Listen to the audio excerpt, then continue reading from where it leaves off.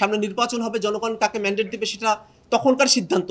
কিন্তু সেই নির্বাচনে যারা নির্বাচিত হবেন তারা যেন জুলাই সনদে আমরা যেরকম রাষ্ট্রটার কথা বলেছি সেরকমভাবে যেন তারা রাষ্ট্র ক্ষমতা পরিচালনা করেন। প্রধান উপদেষ্টা এই কথা ব্যক্ত করেছেন যে নির্বাচন তখনই মহোৎসবে পরিণত হবে যখন আমরা সংস্কারের এই আলোচনাগুলোকে আমরা কমপ্লিট করতে পারবো এবং একটা পরিণতির দিকে আমরা নিয়ে যেতে পারবো। সামনের দিনে কারা ক্ষমতায় আসবেন, কারা ক্ষমতায় আসবেন না, বাস্তবায়ন করবেন না করবেন, আস্থা অনাস্থা, সেই প্রসঙ্গে আমরা যেতে চাই না। আমরা যেটাকে সবথেকে জরুরি বিষয় মনে করি যে বাংলাদেশ তার জন্মের পরে অর্ধ শতাব্দী পরে আমরা যে সুযোগ পেয়েছি সেই সুযোগকে যেন আমরা কোনোভাবে হাতছাড়া না করি। আমরা যেন অবশ্যই এটার একটা আইনি ভিত্তি দাঁড় করাই। আমরা যদি শুধুমাত্র অঙ্গীকারের মধ্যে সেটাকে রাখি এবং আইনি কোনো কার্যকারিতার জায়গা আমরা না রাখি তাহলে এটা দুর্বল অবস্থায় থেকে যাবে।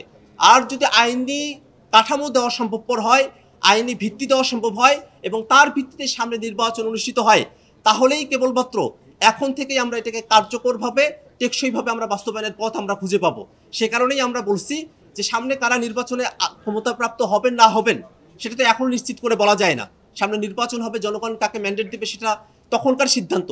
কিন্তু সেই নির্বাচনে যারা নির্বাচিত হবেন তারা যেন জুলাই সনদে আমরা যেরকম রাষ্ট্রটার কথা বলেছি সেরকমভাবেই যেন তারা রাষ্ট্র ক্ষমতা পরিচালনা করেন, সেখানে যেন কোনো ব্যত্যয় তৈরি না হয়, সেই উদাহরণ যেন প্রথম দিন থেকেই কার্যকর হয়, সেরকম ব্যবস্থায় যেন ঐক্যমত্য কমিশনের আলোচনার মধ্য দিয়ে আমরা সিদ্ধান্ত উপনীত হতে পারি, সে আশাবাদী আমরা রাখতে চাই। আমরা সকলে জানি যে সংস্কার চলমান প্রক্রিয়া পৃথিবীর শুরু থেকে নিয়ে এখন পর্যন্ত পৃথিবী যে অগ্রসর হয়েছে নানা ধরনের সংস্কার প্রক্রিয়ার মধ্য দিয়ে অগ্রসর হয়েছে। কিন্তু আমরা বর্তমান বাংলাদেশে যে পরিস্থিতিতে বিরাজ করছি সে সময়টাতে যে সংস্কারগুলো অতি অবশ্যই প্রয়োজন, যা কিছু বাস্তবায়ন না করা হলে সামনের বাংলাদেশ আবার ফেসিবাদী কাঠামোতে ফিরে যাবে, তা কিছুকে অসমাপ্ত রেখে ফেসিবাদী কাঠামোর দিকে আমরা ধাবিত হতে পারি না।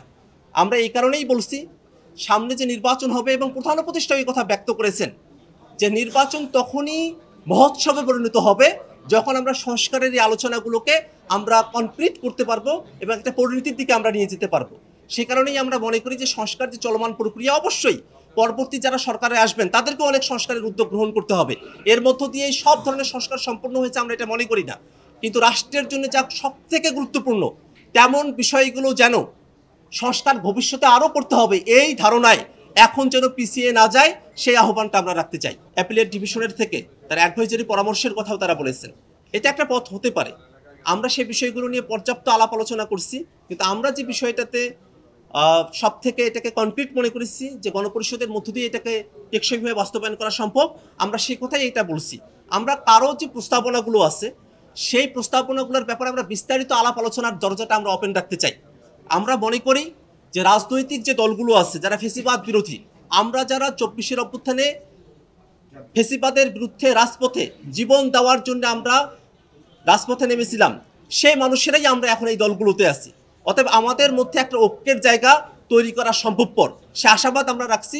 এবং কমিশন যেহেতু সময় বৃদ্ধি হবে, এর মধ্য দিয়ে রাজনৈতিক দলগুলোর মধ্যে আলাপ আলোচনার মধ্য দিয়ে টেকসইভাবে বাস্তবায়ন, সংবিধানের সাথে সম্পর্কিত বিষয়গুলো, এবং সেগুলো যেন ভবিষ্যতে আর কখনোই বাতিল করা না হয় শুধুমাত্র প্রসিডিউরাল গ্যাপের কারণে, সেটাই আমরা কীভাবে বাস্তবায়ন করা সম্ভবপর হয় সেই বিষয়ে আমরা আমাদের মনোযোগ নিবদ্ধ রেখেছি।